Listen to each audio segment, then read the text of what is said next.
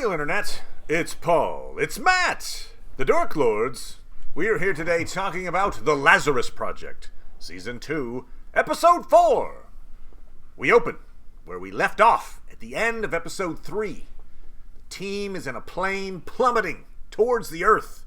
Yes. Somehow the Dane manages to land the plane before dying, and the team finds themselves not in 2023 where they thought they were headed, not 2012, as we find out, where apparently Wes, who sabotaged the project, intended for them to go, but in 2018, the year that kept repeating, in which George and Sarah met, and Archie and Ross kept trying and failing to save the world. Admittedly, I thought last episode that the Dane was trying to crash the plane. I was wrong, and we'll talk about that. We end with the team realizing that Wes indeed sabotaged the mission. She did, in fact, intend to send them to 2012 and have the Dane kill Dr. Gray and the 6 scientists and destroy the research at its earliest inception.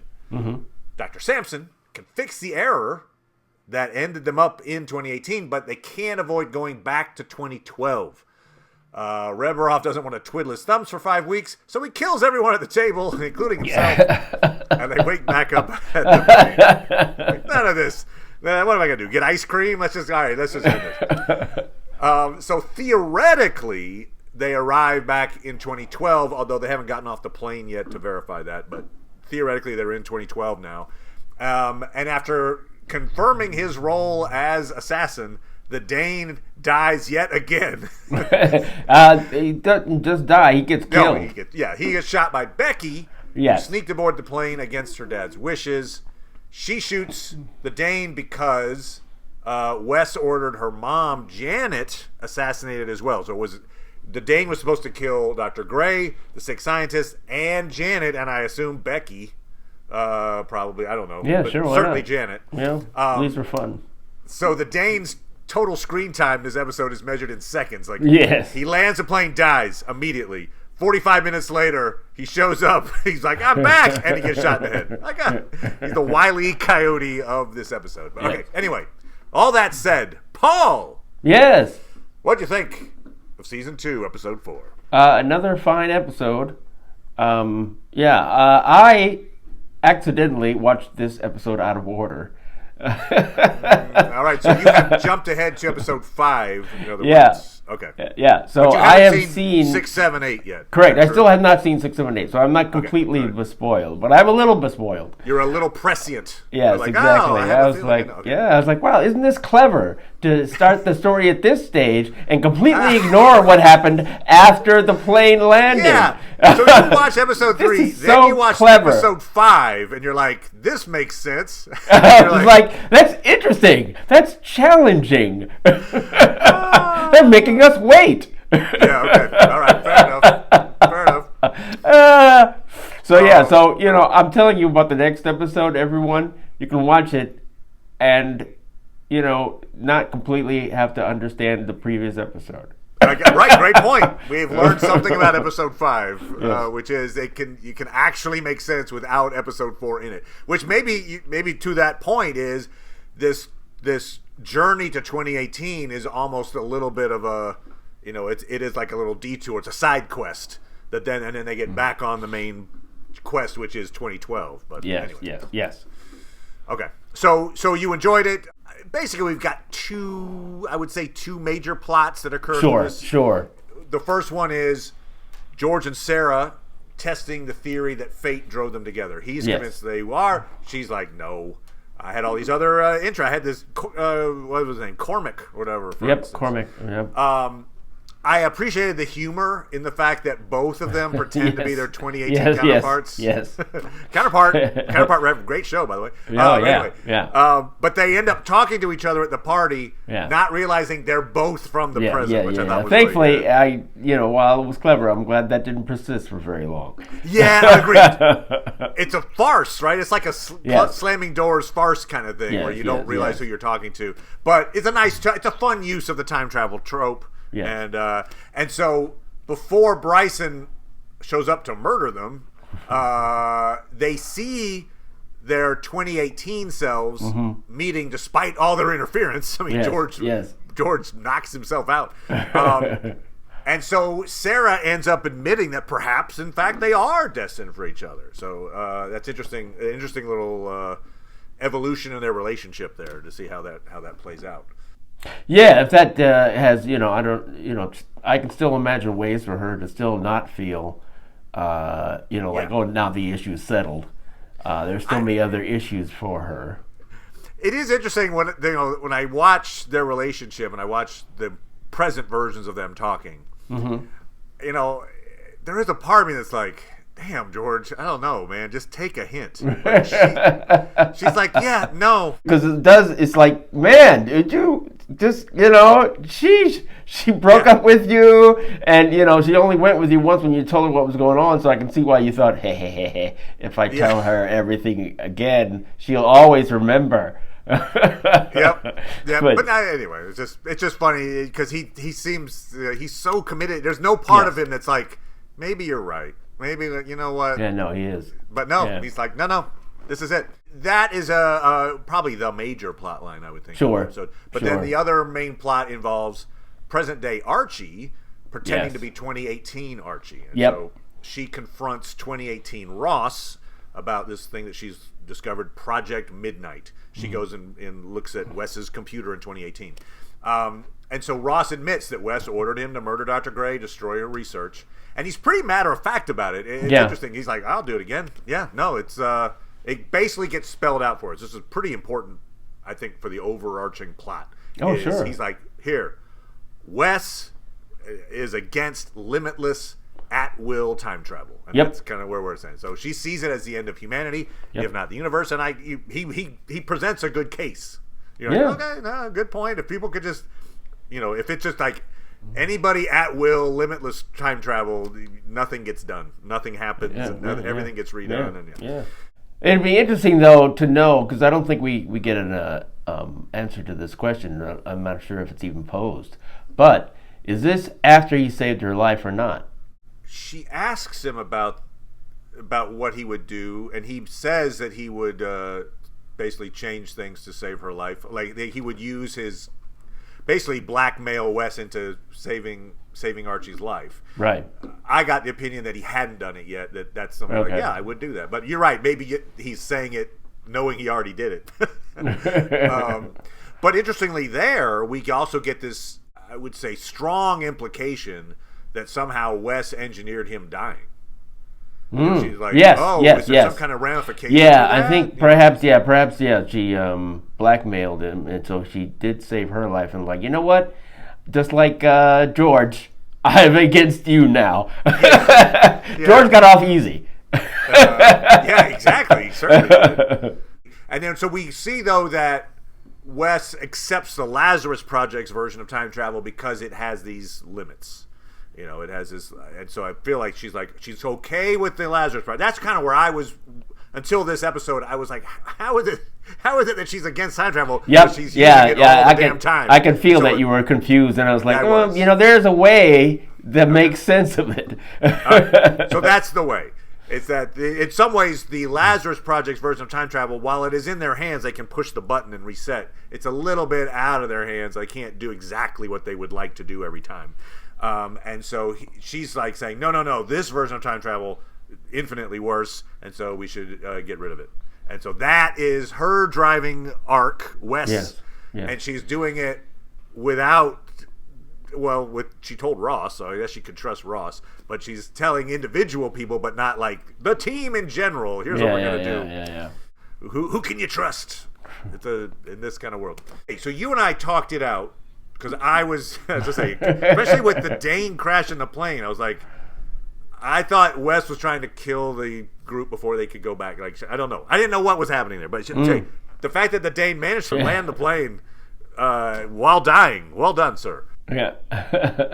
So, group thought they were headed to 2023. Right. To then keep Janet from being kidnapped. Wes and Dane sabotage the time machine to go back to 2012. During the flight, the machine malfunctioned. We hear that from Dr. Sampson. forcing the Dane, I assume, to radically change course to be at the right place at the right time. He had to be at a point in space at the right time. So that's why he does the dive, I think, as opposed to, I'm going to crash the plane. He's trying to, like, alter course suddenly because, oops, whoa, there's a big change now. And then they ended up in 2018. So my question still is, was it just a random malfunction of the time machine that put him in 2018, or did a third party sabotage Wes's sabotage? I just feel like it's a little too coincidental to be random, right? They ended up in 2018, which has all the jumps and like. I mean, I don't know. They had this guy who he's so important that you have to kill him, and you go behind his back and change his machine, and so while it's running, it does something funky. And it messes up. I feel like that's enough. Where it's like, it's like, oh, we didn't have the expert working on it, and it did something different. Oh, okay. Why you would need a hat on a hat? I don't. I'm going to throw out this theory. Okay. And just because I do wonder about the coincidental nature of it, is a little too coincidental for a show that's trying not to be coincidental. All right, here's the theory. I think somebody, let's say like George, after experiencing Wes's sabotage, so let's say they actually did go to 2012, that person, let's call it George, eventually got back to 2024, now with knowledge of the sabotage. And he sabotaged the time machine to go to 2018, perhaps so that Archie could learn the truth about Ross. And that would change the way she acts when they eventually go to 2012, maybe. Just throwing that out there. Wow. Yeah, you have to ask yourself what they would gain from deliberately. Yeah. So the things they learn are Sarah's like, well, maybe we were destined, kind of. But the more importantly, I think, is Archie doesn't have to guess anymore. She's like, she heard it from Ross, his mouth. Yep, I murdered Dr. Gray. And so maybe that bit of information is what was, I don't know. Anyway, I'm just throwing that out there. I hear you. We do have this new phenomenon that I don't even have a theory for. Bryson is apparently tethered chronologically to present-day George. Yes. So that when present-day George travels to 2018, Bryson is involuntarily pulled there himself. Yeah. And I do not know how that connection works exactly at this point. Yeah. I don't think we're supposed to. So. We might not, yeah. And I wonder if just a little bit of conversation that he has with Becky is enough to get him to stop. Right. Right. She has the chance to kill him, or well, it wouldn't have killed him. She's like, hey, he's got to solve the problem. Is he going to be like, nah? Or is he going to, I mean, I think it would be better if he did. If he did understand, if he's still there, just sort of like, would you, trying to watch him or whatever and not try to kill him because. Yeah. No, it's a great point. Like, yeah, it would be nice to have this, like a change of heart thing as opposed to just he's always showing up to try to kill him. Yeah, it could just be the Deus Ex Machina, just always shoots him in the head. Oh, there he is. Oh, it's Bryson again. I wonder if, that was inspired by Palm Springs. Oh yeah, we covered that on the show as well, and that definitely had that time loop kind of feel to it. Good call. So yeah, we'll see if there is going forward a change in the way Bryson now treats George when he is inevitably pulled to wherever George is. I assume that means he's gonna get pulled to 2012. So we'll see how that works. Yeah, and probably learn more about Bryson's relationship with Mr. Lerner. Right, because Lerner had that little hand on his shoulder and was like very familial with him. Anyway, an interesting bit was when Sarah does the carjacking and then she just shoots the guy in the head. Yes, and then she's like, "Yeah, it's fine. He'll be back in 5 weeks." And so George admonishes her, and he basically says more or less that you lose a bit of your humanity, even though it doesn't mean anything. And she points out the hypocrisy of that statement, obviously. Yes. But it's interesting. We get maybe a little bit of self-reflection on George's behalf. Oh, that sure. He's like, maybe what I did was at a cost to myself, my personality, my, who I am. and that even though it technically didn't matter, it mattered. I feel like he was learning that in real time. He was definitely not, as he had to keep and killing more and more people, that he was not enjoying it. Yeah, he is taken aback seeing Sarah shoot this guy. But then you have that counterpoint to, Reberov is so casual about killing people. He's I don't want to. I'd rather not sit around. So he doesn't want to be that guy. I think he doesn't want to be the. What's the solution to this problem right now? I know. I can just shoot people. Okay. You get that the jaded agent versus George trying not to be the jaded agent. Yeah. Those two things to find out. It's like, it's interesting that they took an episode to do that. Those Archie's story and Sarah and George's story. Yeah, it felt like they came here for that reason. They went to 2018 because those stories could be told in real time. I guess they wanted to dispense with how Wes could affect it and learning Wes's motivations, so that everybody would have that information as they went into the next the next episodes. Yeah. Agreed. So now they are going to 2012 forewarned and forearmed. Yeah, and it'd be interesting to see at the end of the season, what's exactly they're going to end up, with that once they confront Wes, and they stop the collapse of everything. Do they still have the ability to, go back in time as unfettered, or are they go back to the old situation? That'll be interesting to see. Also, it's been a little time since we watched that season 1, but I feel like in season 1, Wes referred to some group that she had to answer to. Yeah. And you're like, okay, so somebody... Yeah, we have even less of a sense of that in this season than we did in the first. Which just makes me wonder if maybe there's a group that time travel was created, and then some group decided, okay, you're right, limits are necessary. Here's how we'll do it. And we really don't have, it's funny that now we get even less. I mean, now it's I'm even more curious now because, with just the loop that we've known about, it's not like you see a bunch of other people like, hey, can we get this fixed? We don't see a lot of external pressure on them. And so, like the thought that I had, I think I expressed on here, where, George killed that ambassador or whatever. Right. And, is that ambassador will be like, hey, I remember, or not, and maybe ambassadors aren't important enough to give the serum to. Oh, to get the serum, right. You think that every nation that knew about this would have their own serum. Right.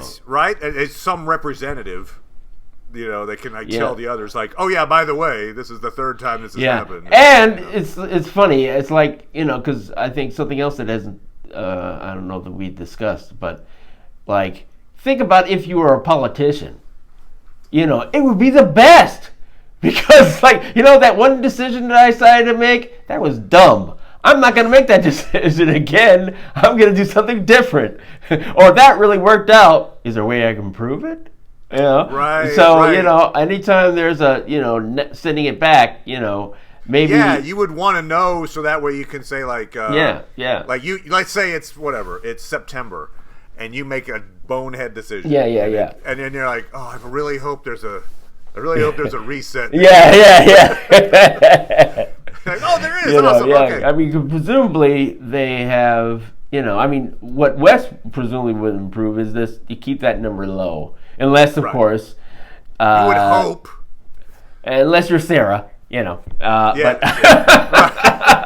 unless you've got, a significant other. It's like, hey, you can get this serum. And if you take the serum, then of course you're a part of the Lazarus Project. Otherwise, if you're doing it to save a relationship. Yeah. Of course, everyone should do that. Yeah. Okay. So yeah. Anyway, there's a lot of questions still out there. This is Yes. not a simple thing. It is a complex plot. Yep. And it's Thankfully. it's complex in a good way. I feel Oh, like. yes. Yeah, I mean, I wouldn't be surprised if you really went through it all, because that's the nature of time travel, where if you really went through it, you probably could see some way in which, they just did X or Y, and if they can just change everything, but thankfully, it doesn't feel like anything is decisions they're making are easy, so. Yep. All right, well, we'll be back talking about episode 5.